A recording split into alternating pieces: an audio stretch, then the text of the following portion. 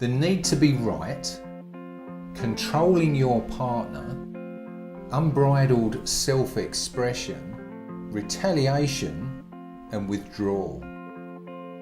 They're 5 losing strategies that can enter into any relationship. And believe me, they do.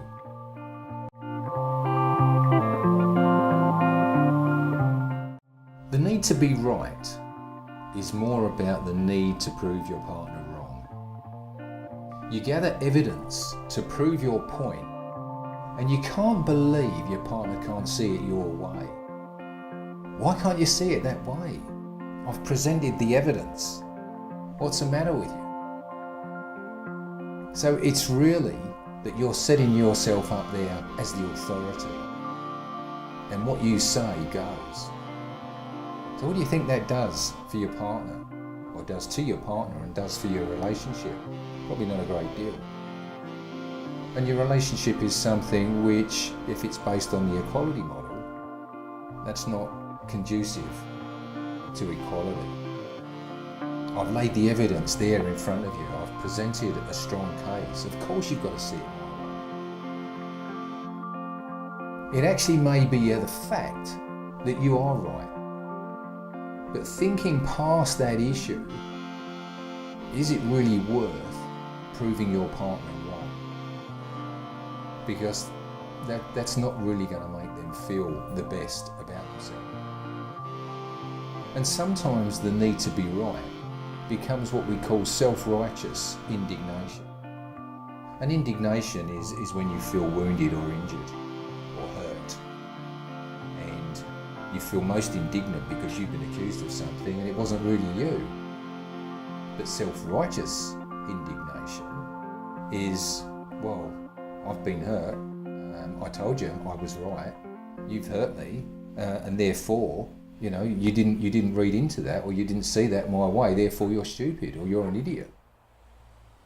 So not only are you getting back at them because you feel wronged, but you're getting back at them and then you're trying to demean them. You're trying to diminish them or make them look silly. So you've taken that higher ground and you've actually tried to make them look smaller. It's a toxic strategy because you start to feel more superior. And if you feel more superior, then you might look at your partner as being someone that's inferior. And if that plays out on a regular basis, I would say that you probably wouldn't be together for too much longer after that, because one partner can only be put down for so long before they start to feel that I don't need this anymore. So letting go of the need to be right is one of the principles, core principles of relationship empowerment. And I'll use that term a couple of times in this video, and I'll talk about relationship empowerment in a coming video. One of the other strategies is controlling your partner. And there's a favourite term which I've used before: that which you try and control controls you. And that's very true.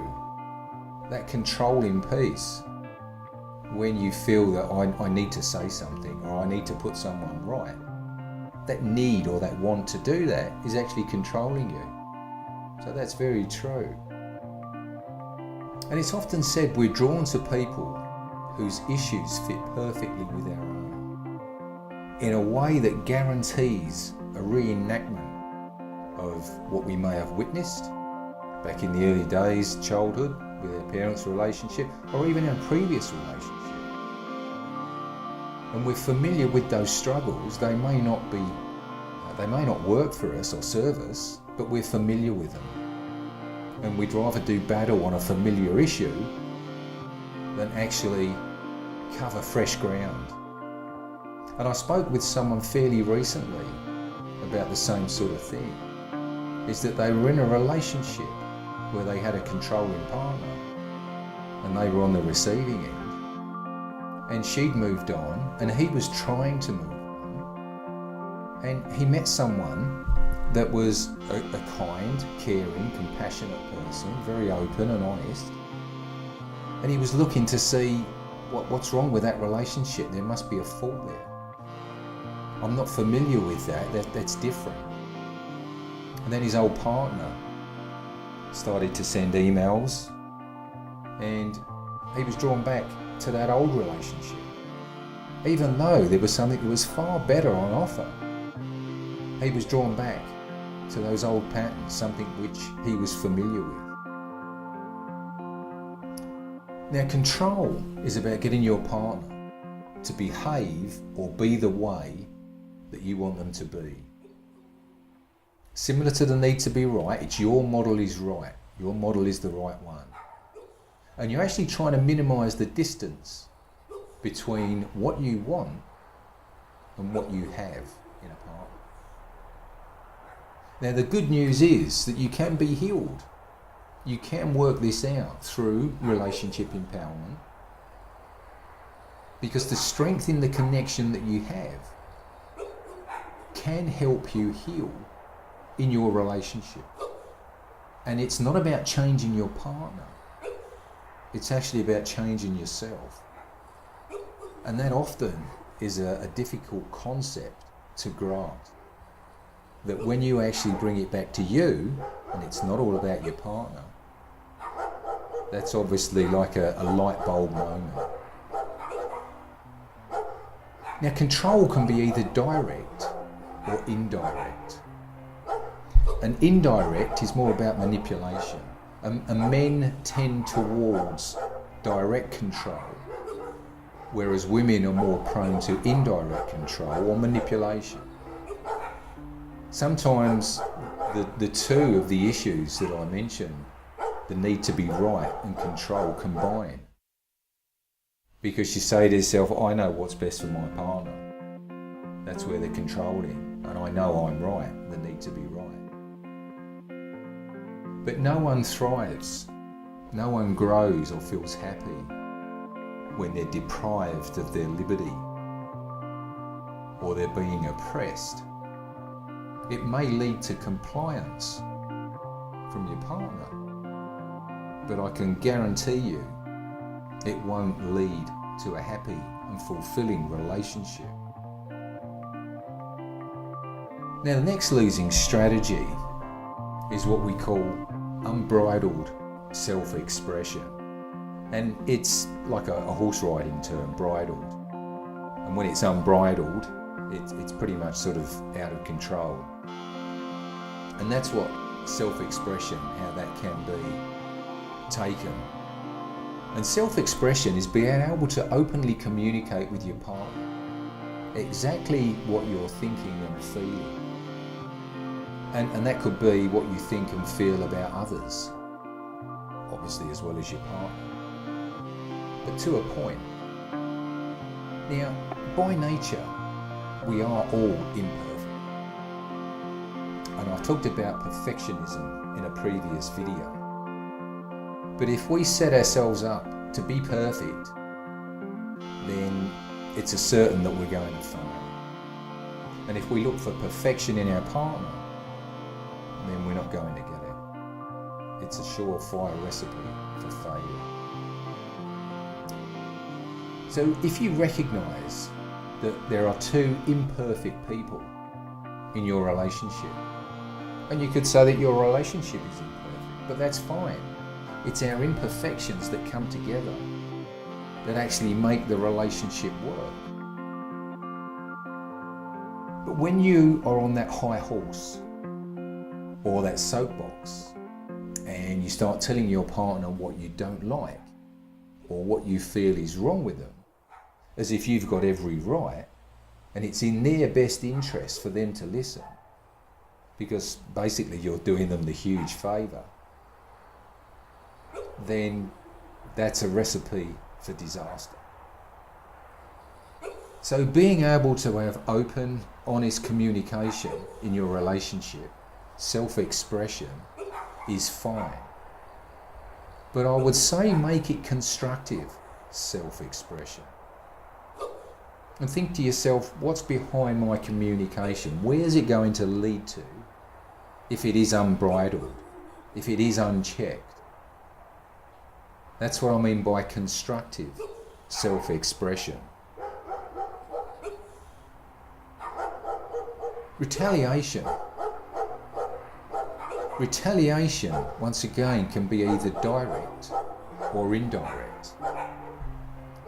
So if you're not going to do as I say, which is really about control, then I'm not going to lift a finger to help you. So that's direct, that's open, direct retaliation. After not getting his own way regarding watching a certain TV program, still feeling aggrieved, John's wife left for work and asked him, as she went out the door, "Can you please vacuum, because you're at home all day?" And John begrudgingly said, "Yeah, okay, I'll do that."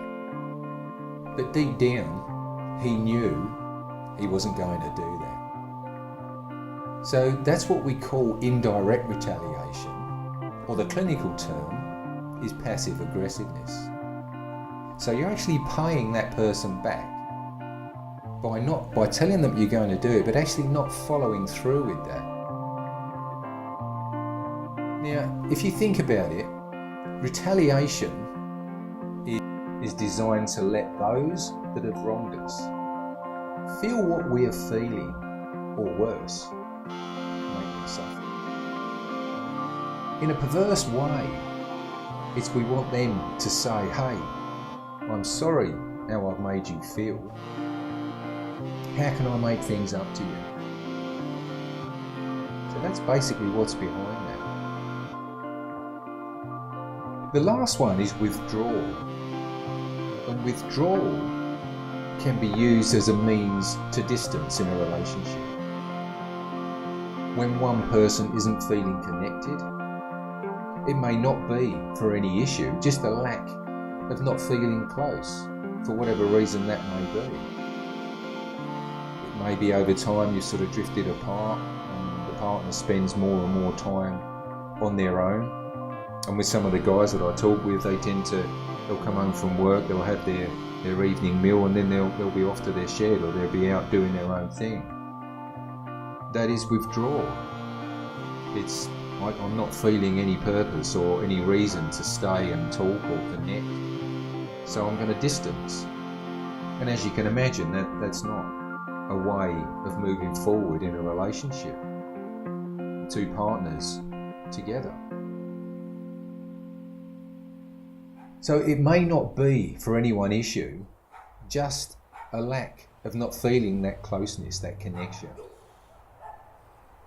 Withdrawal can also be used as a form of retaliation, passive aggressiveness, because I'm feeling hurt or disrespected or unloved or frustrated, whatever it may be. So I'm not going to engage with you or give you the time that I think you deserve or you need. I don't want you to involve me in my life, involve you in my life. So I'm going to withhold part of me. And I'm going to punish you by not telling you why. So once again, that's that passive aggressiveness. It may be that you stop helping around the house, or even engaging in intimacy, withholding that as a way of punishing your partner. So I mentioned earlier that we aren't perfect. We are all imperfect. So that's no difference in our relationship. It's a fact that in life, you won't get everything you want. Same as in your relationship.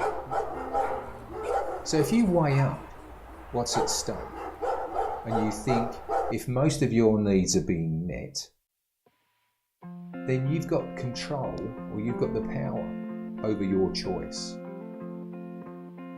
Now, mature acceptance is the way forward in all of this, and that's part of relationship empowerment. So when you have control over your choices, and you accept that what I've got a gripe about, or what I'm feeling hurt over or frustrated over, in the larger picture of things, in the bigger scheme of things, is it really worth it? Is it really worth holding on to this? So think about it. Are those issues really worth carrying on? Are they worth coming into conflict and bearing a grudge? Are these patterns really working for you? So next time, I'll talk about relationship empowerment and how you can move past those issues, those 5 issues, those 5 losing strategies, and actually do things that are proactive for your relationship. So if you like these podcasts, please subscribe, and the next one will be delivered in your inbox, hopefully within a week's time. Thanks.